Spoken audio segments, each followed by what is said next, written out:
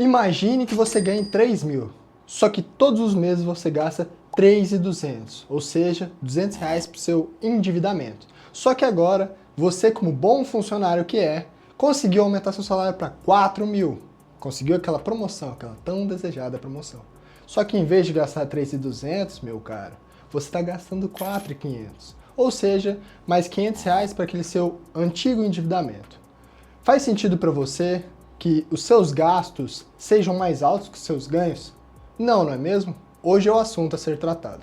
Sou o Sullivan Monteiro, aqui é a Monter Invest. Hoje vamos falar sobre superávit e déficit. Vem comigo. Como eu já dei esse exemplo de gastos de 3.200 e num salário de 3 mil, a gente pode explicar da seguinte forma. Você tem o que você arrecada, seus impostos, o tão odiado imposto, aquilo que te mata todos os meses. Eu falo por conta própria. Pago muito mais imposto do que recebo de salário de prolabore. Você tem esses seus impostos e você tem os seus gastos da máquina pública. Funcionários, gasto com energia, tudo isso aí entra no seu gasto com a máquina pública. E aí você tem essa diferença. Essa diferença pode ser positiva ou negativa. É o que seria o superávit, se você tiver ali uma conta de arrecadei 150 milhões e gastei 100 milhões. Então você tem um superávit primário. Dê um cheque nessa palavra aqui, primário, tá? E se você tem ali 100 milhões de arrecadação, mas você tem 150 milhões de gastos. Então agora, meu filho, você tá na sua história do Brasil, porque aqui a gente só gasta, a gente não consegue fazer o básico. Faz sentido para você gastar mais do que arrecada? Não, não faz, a não ser que você seja maluco. Então, vamos lá. Tendo isso em mente, com o seu déficit primário ou seu superávit, vamos à segunda análise disso aí, porque é uma informação um pouco estranha para você. E a dívida? E os juros da dívida? O país do rentismo e blá blá blá, igual todo mundo fica falando por aí. Agora entra outra conta.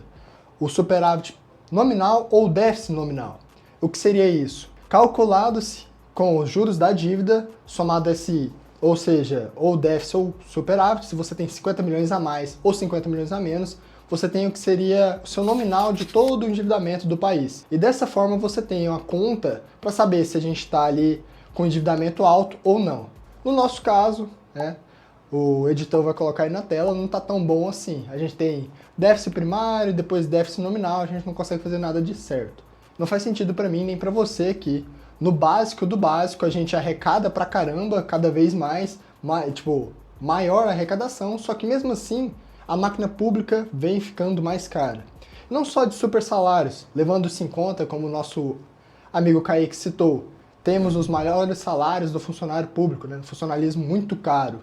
E se a gente analisar isso, com a máquina pública cara, a gente ainda tem outras coisas. Algo que eu queria falar hoje e que vai te encher muita paciência, vai falar assim, o que esse cara, esse barbudo tá falando?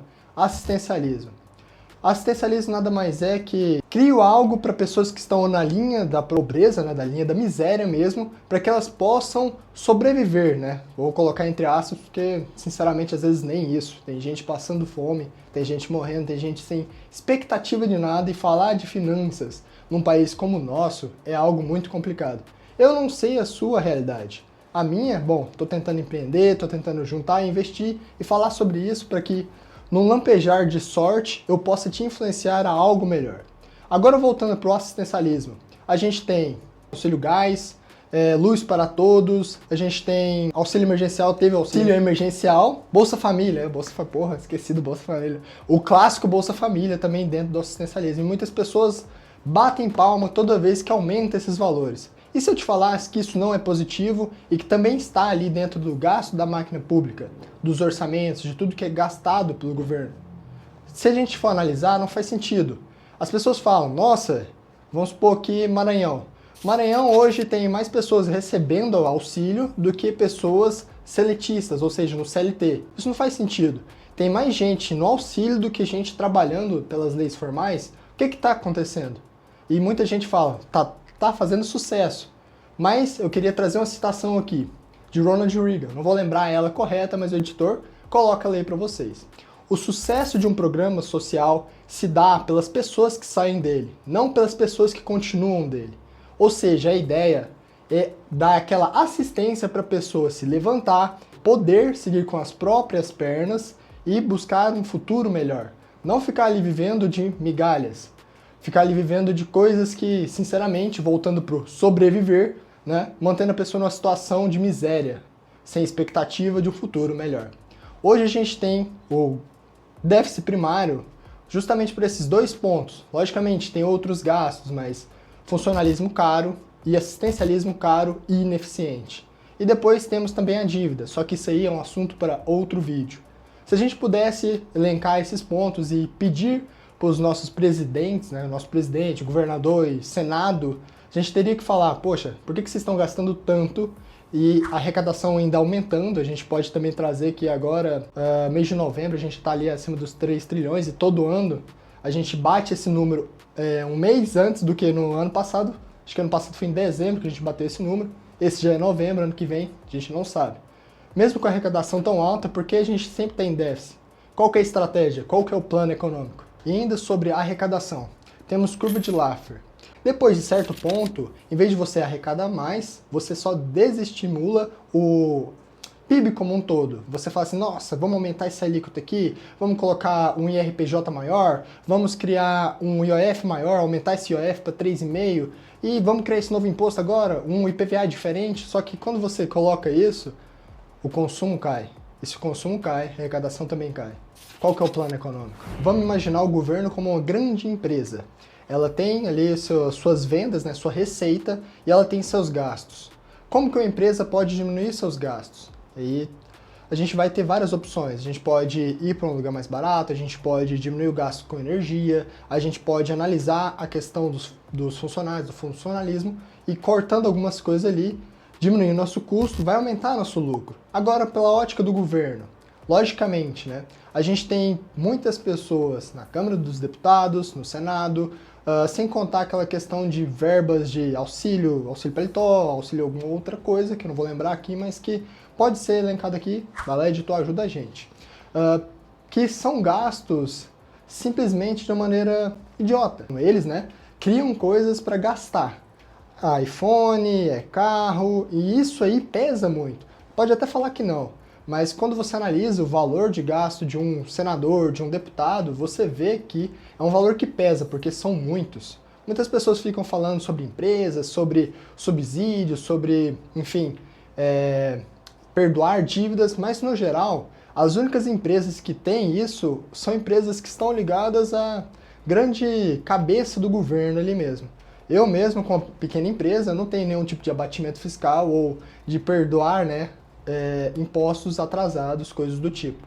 Então, a primeiro momento, diminuir assessores, diminuir auxílios, porque já ganham bem. A pessoa tem que estar lá para literalmente prestar um bom serviço, porque são isso, prestadores de serviço para a população.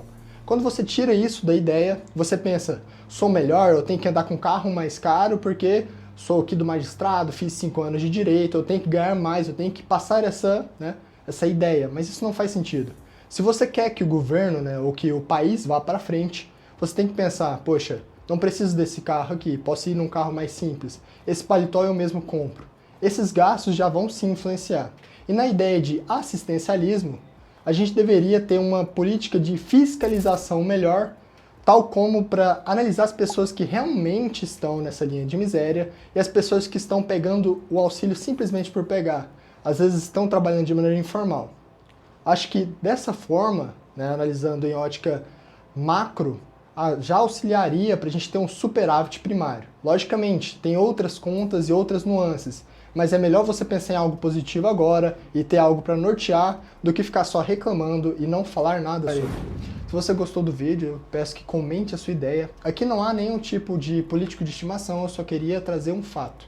Déficit primário durante quase toda a era do Brasil, tendo um superávit só uma vez, ainda no governo Bolsonaro, salvo engano, no último ano. Então a gente tem que analisar, é isso que a gente quer para os nossos filhos, nossos netos? Sempre um país endividado, sempre com grandes impostos, sendo, salvo engano, uma das maiores, se não a maior carga tributária do mundo? Dito isso, tem mais outros vídeos falando sobre orçamento, sobre finanças. Se gostou do conteúdo, se inscreva. Lembrando que tome cuidado com os comentários. Aqui a gente só está trazendo uma opinião embasada em fatos. Não há político de estimação.